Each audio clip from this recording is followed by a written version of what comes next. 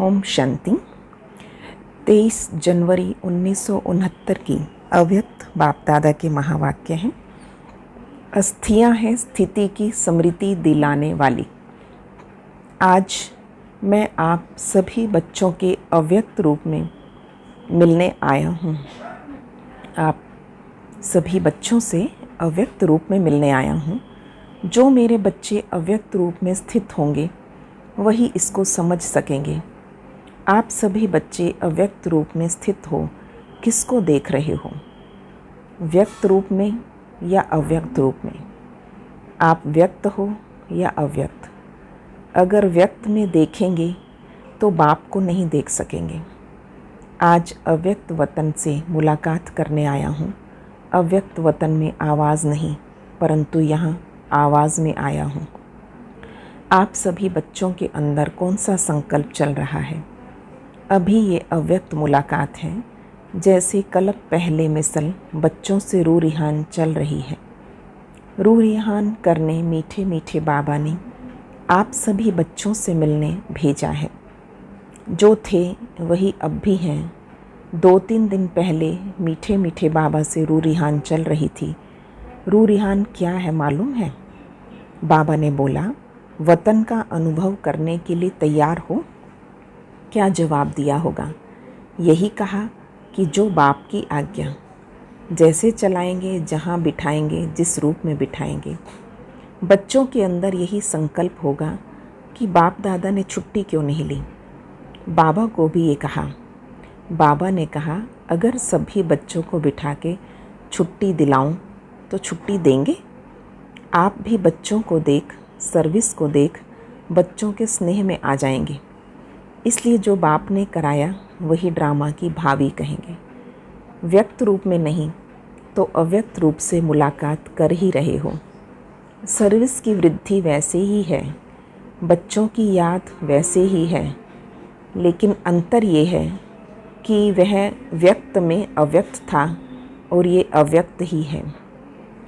जो नैनों की मुलाकात जानते होंगे वो नैनों से इस छोटी सी मुलाकात में अपने प्रति शिक्षा डायरेक्शन ले लेंगे। आप सभी को वतन में ले आना ही है। बच्चों से मुलाकात करने के लिए हर वक्त हर समय तैयार ही रहते हैं। अब जहाँ तक बच्चों की जितनी बुद्धि क्लियर होगी उसी अनुसार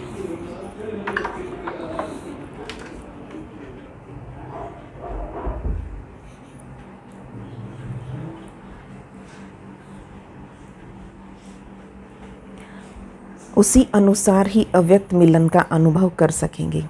शक्ति रूप में स्थित हैं? मनमोहिनी दीदी से पूछा। जैसे साथ थे वैसे ही हैं, अलग नहीं। अभी शक्ति स्वरूप का पाठ प्रत्यक्ष में दिखाना है। जो बाप की शिक्षा मिली है वो प्रैक्टिकल में करके दिखाना। शक्ति सेना बहुत है, अभी पूरा शक्ति स्वरूप बन जाना। अभी तक बच्चे और बाप के स्नेह में चलते रहे। अब फिर बाप से जो शक्ति मिली है उस शक्ति से औरों को ऐसा शक्तिवान बनाना है।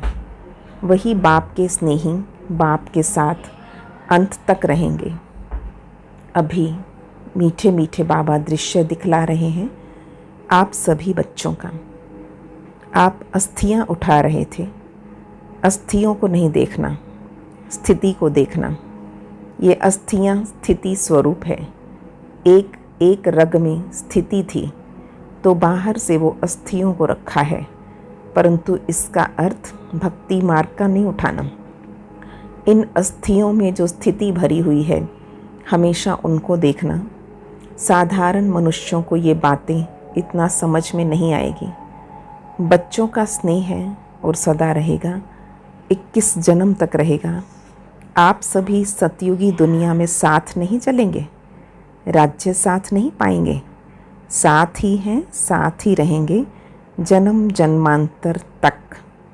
कभी भी ऐसा ना समझना कि बाप है दादा नहीं या दादा है तो बाप नहीं।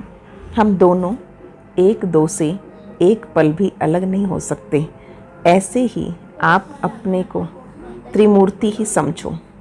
इसीलिए कहते हैं त्रिमूर्ति का बैज हमेशा रखो।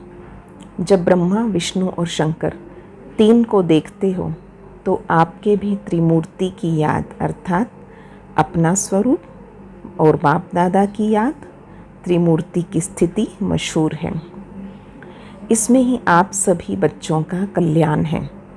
कल्याणकारी बाप जो कहते हैं, जो कराते हैं, उसमें कल्याण है। इस एक एक महावाक्य में, एक एक नज़र में बहुत कल्याण है। लेकिन स्थूल को परखने वाले कोई अनन्य और महारथी बच्चे हैं। अब आप भी इतना ही शीघ्र कर्मातीत स्थिति में स्थित रहने का पुरुषार्थ करो, जैसे यहाँ हर समय बाप दादा के साथ व्यतीत करते थे, वैसे ही हर कर्म में हर समय अपने को साथ ही रखा करो। बच्चे, यही शिक्षा याद रखना, कभी नहीं भूलना। संबंध, स्नेह, समृद्धि स्वरूप, साथ साथ सरलता स्वरूप, समर्पण और एक दो के सहयोगी बन सफलता को पाते रहना। कितना अच्छा बाबा ने शब्द समझा दिया। बाबा ने कहा बच्चे, संबंध, स्नेह, समृद्धि स्वरूप, सरलता, समर्पण, सहयोगी, तो इस प्रकार सफलता मिलेगी। सफलता आप सभी बच्चों के मस्तक के बीच चमक रही है। अब बहुत समय हुआ और कुछ कहना है। सूक्ष्म वतन में बैठे भी हर बच्चे की दिनचर्या, हर बच्चे का चार्ट सामने रहता है। व्यक्त रूप से अभी तो और ही स्पष्ट रूप से व्यक्त रूप की तुलना देखते हैं, इसलिए सभी की रिजल्ट देखते रहते हैं। जितना अव्यक्त स्थिति में स्थित होंगे उतना उस अव्यक्त स्थिति से कर्मेंद्रियों द्वारा कर्म ऐसा होगा जैसे श्रीमत राय दे रही है। ये अनुभव बच्चे पाएंगे। अब अपनी अव्यक्त स्थिति के आधार से ऐसा काम करना है जैसे श्रीमत के आधार से हर काम होता रहा। जिस चीज़ के साथ बाप का स्नेह है उससे उतना स्नेह रखना ही अपने को सौभाग्यशाली बनाना है। रग रग में किसके साथ स्नेह था? 5 तत्वों से नहीं, स्नेह गुणों से होता है। स्नेह था नहीं, है और रहेगा। जब तक भविष्य नई दुनिया ना बनी है तब तक ये अटूट स्नेह रहेगा। स्नेह आत्मा के साथ और कर्तव्य के साथ ही है, तो फिर शरीर क्या, अंत तक साथ ही रहेंगे। जिसका बाप के साथ स्नेह है वही अंत तक स्थापना के कार्य में मददगार रहेंगे। इसलिए स्नेही होने की कोशिश करो। कैसी भी माया आवे, माया जीत बनना। जैसे बैज लगाते हो वैसे मस्तक पर ये विजय का बैज लगाओ। मधुबन का नक्शा सारे वर्ल्ड के सामने म्यूज़ियम के रूप में होना चाहिए। अविनाशी भंडारा है, इसका और भी ज़्यादा शो करना है। जैसे सभी बच्चे पत्र लिखते थे वैसे ही लिखते रहना, जैसे डायरेक्शन लेते थे वैसे ही लेना। शरीर की बात दूसरी है, सर्विस वही है। इसलिए जो भी बात हो मधुबन में लिखते रहना, अपना पूरा कनेक्शन रखना, दूसरों को भी अपनी अवस्था का सबूत देना। आपको देख और भी ऐसा ही करेंगे। विदाई के समय बाबा बोले, ये तो आप बच्चे जानते हो, जो भी ड्रामा का पार्ट है इसमें कोई गुप्त रहस्य भरा हुआ है। क्या रहस्य भरा हुआ है वो समय प्रति समय सुनाते जाएंगे। अब तो आपका वही यादगार है जो आकाश में है।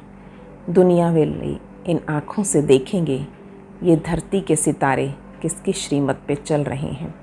बाबा ने कहा, ज़्यादा समय वहाँ नहीं बैठना। ओम शांति।